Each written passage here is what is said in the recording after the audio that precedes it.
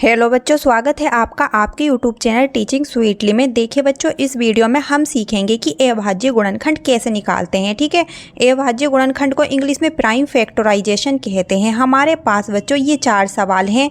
ठीक है, इनके माध्यम से हम अभाज्य गुणनखंड को निकालना सीखेंगे। अभाज्य गुणनखंड को निकालते कैसे हैं ये सीखने से पहले बच्चों कुछ छोटी छोटी बातें सीख लीजिए।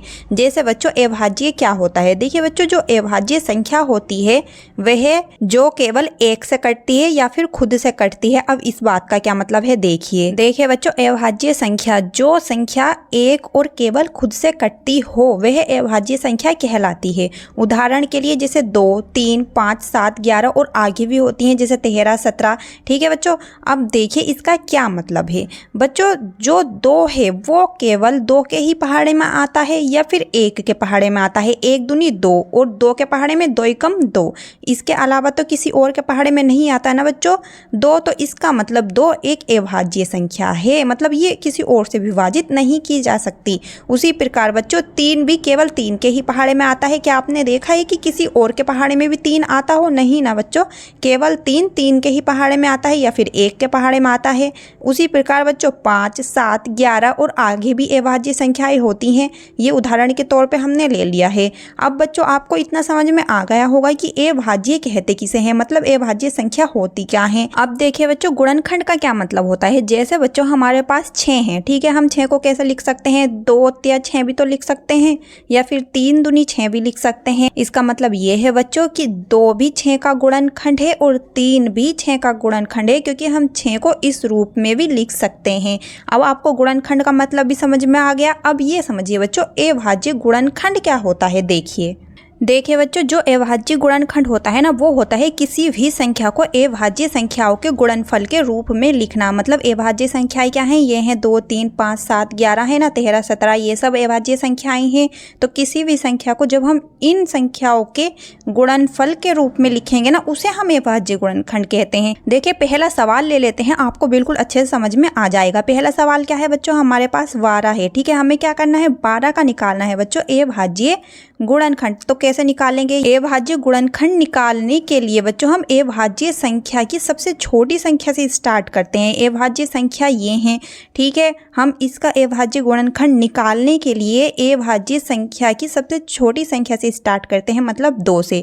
2 से नहीं कटेगा तो 3 से, 3 से नहीं कटेगा तो हम 5 से लेंगे। अब देखिए क्या ये 2 से कट रहा है बच्चों? बिल्कुल कट रहा है। देखिए 6 बार आता है 12 2 के पहाड़े में। देखिए 2 छंग 12। ठीक है बच्चों, अब देखिए 6 भी तो 2 के पहाड़े में आता है। कितनी बार आता है बच्चों? 3 बार। 2 तिया 6 है ना। अब देखिए बच्चों, क्या हमारा 3 2 के पहाड़े में आता है? नहीं बच्चों, 3 तो केवल 3 के ही पहाड़े में आता है। तो कितनी बार आता है? 1 बार। 3 एकम 3। इसका मतलब बच्चों जो 12 का अभाज्य गुणनखंड आया वो आया 2 गुणा 2 गुणा 3। देखिए 2 गुणा 2 गुणा 3। या फिर बच्चों हम इसे ऐसे भी लिख सकते हैं कि 2 की घात 2, क्योंकि 2 गुणा 2 2 बार है ना, तो इस वजह से हम 2 की घात 2 भी लिख सकते हैं और गुणा 3। ये क्या है बच्चों? 12 का अभाज्य गुणनखंड है। अब इस बात को समझिए। देखिए ये क्या लिखा हुआ है? अभाज्य गुणनखंड किसी भी संख्या को, किसी भी संख्या मतलब हमने यहाँ 12 ले लिया को अभाज्य संख्याओं के, अभाज्य संख्या ही तो है ये 2, 2, 3, ये अभाज्य ही तो संख्या है बच्चों के गुणनफल। गुणनफल मतलब गुणा करके लिखने को ही क्या कहते हैं बच्चों? अभाज्य गुणनखंड कहते हैं। इसका मतलब 12 का अभाज्य गुणनखंड ये होगा। अब देखिए बच्चों दूसरा सवाल ले लेते हैं। हमारे पास क्या है? 90 है। देखिए बच्चों हमें क्या करना है? 90 का अभाज्य गुणनखंड निकालना है। तो हमें कैसे पता करेंगे कि ये किससे कट रहा है? मतलब हम सबसे पहले 2 से स्टार्ट करेंगे, फिर 3 पे जाएंगे, लेकिन हमें पता कैसे चलेगा बच्चों कि ये 2 से कट भी रहा है या नहीं? तो बच्चों ये रूल होता है पहचानने का कि किस संख्या से कौन कौन सी संख्याएं कट रही हैं। तो बच्चों ये रूल याद कर लीजिए।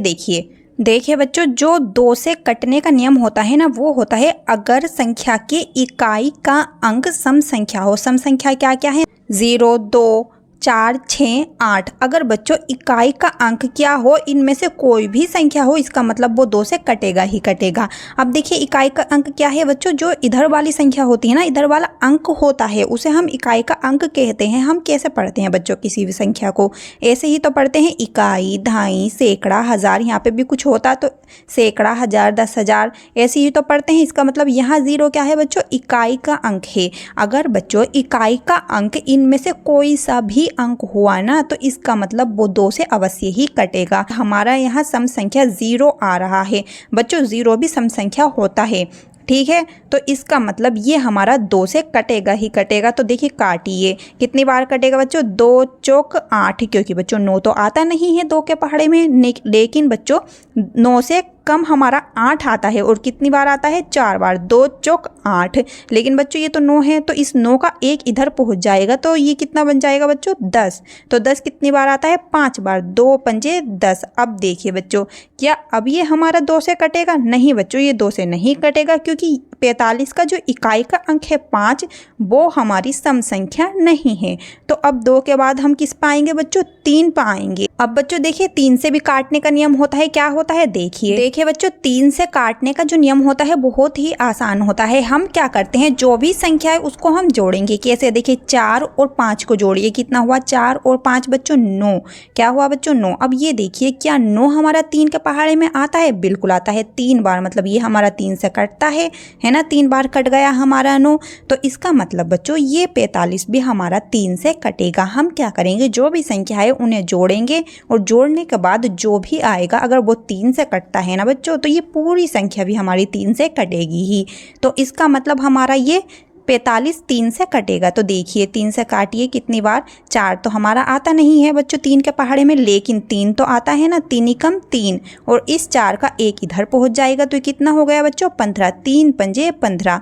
अब हमारे पास 15 आ गया, 15 तो हमारा कटता ही है 3 से, कितनी बार बच्चों, 5 बार, मतलब 15 जो है बच्चों 3 के पहाड़े में 5 बार आता है, 3 पंजे 15, ठीक है। अब देखिए बच्चों 5 तो केवल 5 से ही कटेगा ना, तो बच्चों 5 ही कम 5 है ना। तो इसका मतलब क्या है बच्चों, देखिए 90 का जो हमारा अभाज्य गुणनखंड आया, वो आया 2 गुणा 3 गुणा 3 गुणा 5, 3 गुणा 3 गुणा 5। और बच्चों इसे हम ऐसे भी लिख सकते हैं, कैसे, 2 गुणा 3 की घात 2, क्योंकि 3 2 बार है, गुणा 5। यही क्या हो जाएगा बच्चों, आंसर हो जाएगा। देखिए बच्चों अब हम तीसरा सवाल देख लेते हैं। तीसरा सवाल क्या है बच्चों, हमारे पास ये है 735, इसका हम अभाज्य गुणनखंड निकालते हैं। देखिए बच्चों वीडियो बीच में से ही छोड़ के मत भाग जाना, मैं आपको डिटेल में समझा रही हूँ। अगर आप कोई भी टॉपिक सीख रहे हैं तो उसको अच्छे से सीखिए ना, है ना।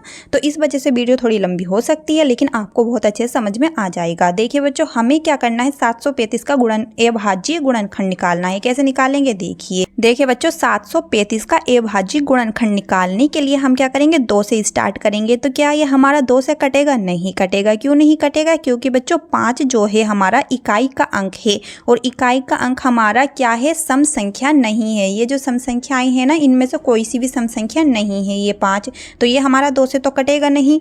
तो अब हम किस पे आ जाएंगे, 2 के बाद 3 पे। अब देखिए बच्चों क्या ये हमारा 3 से कटेगा, तो 3 से कटने का क्या नियम था, वो नियम था बच्चों, 3 से कटने का नियम था कि हम क्या करेंगे, संख्या को जोड़ेंगे। जोड़िए, देखिए बच्चों 7 और 3 कितना हुआ, 10, 10 और 5 बच्चों कितना हुआ, 15 हो गया। तो ये देखिए क्या 15 हमारा 3 से कटता है, बिल्कुल कटता है। 3 पंजे 15, यानी कि 5 बार आता है 15 3 के पहाड़े में। इसका मतलब बच्चों ये पूरी संख्या भी हमारी 3 से कटेगी। तो काटिए, देखिए 3 दूनी 6, और इस 7 का 1 इधर पहुंच जाएगा, तो बच्चों कितना हो जाएगा, ये 13। 13 तो आता नहीं है 3 के पहाड़े में, लेकिन बच्चों 13 से कम 12 आता है। कितनी बार, 3 चौक 12। अब बच्चों 3 चौक 12 कर लिया, इस 13 का 1 इधर पहुंच जाएगा, तो 15 हो जाएगा। तो क्या आएगा, 3 पंजे 15, ठीक है। अब देखिए बच्चों क्या ये 245 भी हमारा 3 से कटेगा, तो इसको जोड़िए, 2 और 4 6, 6 और 5 बच्चों 11। 11 हमारा 3 से नहीं कटेगा, क्योंकि 11 हमारे 3 के पहाड़े में आता ही नहीं है। तो 3 के बाद अब हम किस पे आएंगे बच्चों, 5 पे। अब 5 से कटने का क्या नियम होता है बच्चों, बहुत ही हल्का है। 5 से कटने का नियम होता है कि यदि इकाई का अंक 0 या फिर 5 हो तो वो 5 से अवश्य ही कटेगा। देखिए बच्चों इकाई का अंक अगर हमारा 0 या फिर 5 होगा तो 5 से वो कटेगा ही कटेगा। तो यहाँ इकाई का अंक क्या है बच्चों, 5 है। इसका मतलब ये 5 से कटेगा ही। तो काटिए, देखिए 5 चौक 20, क्योंकि बच्चों 24 तो हमारा 5 के पहाड़े में नहीं आता है, लेकिन 24 से कम 20 तो आता है ना हमारा 5 के पहाड़े में। कितनी बार, 4 बार। 5 चौक 20, और बच्चों ये 24 था तो 4 इधर को आ गया, किधर, इधर आ गया। तो ये कितना बन गया, ये बन गया 45। अब 45 हमारा 5 के पहाड़े में कितनी बार आता है, 9 बार। 5 नम 45 है ना, ये आ गया। अब देखिए बच्चों, क्या ये हमारा 5 से कटेगा? बिल्कुल भी नहीं कटेगा, क्योंकि जो इकाई का अंक है वो तो ना हमारा 0 है यहाँ और ना ही 5 है। तो 5 के बाद क्या है बच्चों? हमारा अभाज्य संख्या में 7 है ना। तो हम 7 से देखेंगे क्या ये कटेगा? बिल्कुल कटेगा। 7 के पहाड़े में तो 49 आता है ना बच्चों, कितनी बार? 7 बार। देखिए बच्चों, 7 सत्ते 49, ये आ गया। अब देखिए 7 तो हमारा 7 के ही पहाड़े में आता है, 7 ही कम 7, तो हमारा क्या आया बच्चों? 735 का जो हमारा अभाज्य गुणनखंड आया वो आया बच्चों 3 गुणा 5 गुणा 7 गुणा 7, या फिर हम इसे ऐसे भी लिख सकते हैं 3 गुणा 5 गुणा 7 की घात 2। यही क्या हो जाएगा? आंसर हो जाएगा। अब हम लास्ट सवाल देख लेते हैं। देखिए बच्चों, हमारे पास लास्ट सवाल है। इसका अभाज्य गुणनखंड आप निकाल के देखेंगे और जो भी आंसर आएगा ना बच्चों वो कमेंट करके बताएंगे, ठीक है। जब तो पता चलेगा कि आपको समझ में आया है या नहीं। मैंने पूरी कोशिश की है कि आपको ये सब समझ में आ जाए, ठीक है बच्चों। और अगर आपको ये सब समझ में आया हो तो प्लीज़ चैनल को सब्सक्राइब करके बच्चों वीडियो को लाइक कर दीजिए और बच्चों अपने दोस्तों में भी शेयर जरूर करिएगा। मिलते हैं नेक्स्ट वीडियो में। Tata bye bye, thank you for watching.